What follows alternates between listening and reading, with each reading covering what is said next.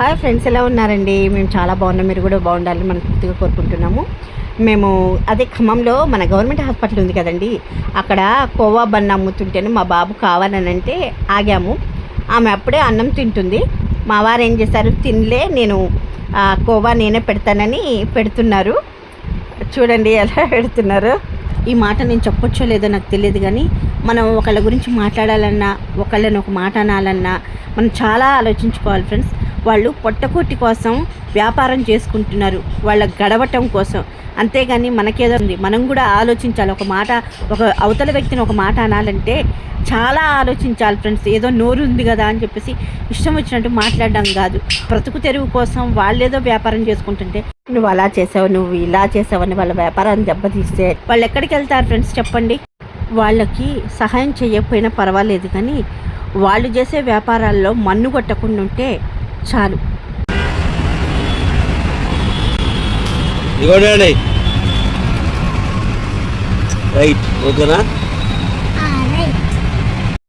చూడండి ఫ్రెండ్స్, ఆ పట్టెడు అన్నం కోసమే వాళ్ళు వ్యాపారాలు చేసుకుంటున్నారు, కానీ ఏదో ఈ వ్యాపారాల మీద మిద్దలు మేడలు కట్టడానికి కాదు.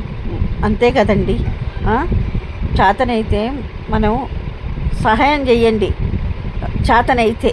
లేకపోతే ఊరికనే ఉండండి.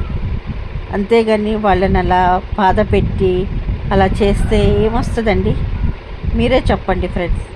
నేను అనే మాటలు ఏమన్నా తప్పుందా? డాడీ ఎట్లుంది? బాగుందా? బాగుందా డాడీ?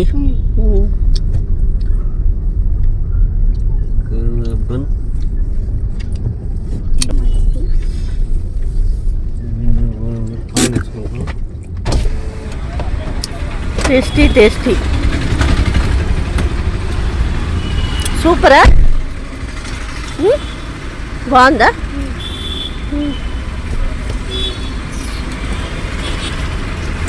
చెప్పు, బాగుందని చెప్పు.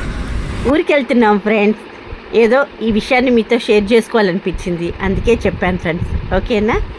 నన్ను ఇలాగే సపోర్ట్ చేయండి ఫ్రెండ్స్. ఇంకా మీకు మంచి మంచి వీడియోలు పెడతాను. సబ్స్క్రైబ్ చేయటం మాత్రం అస్సలు మర్చిపోవద్దు ఫ్రెండ్స్. ఓకేనా?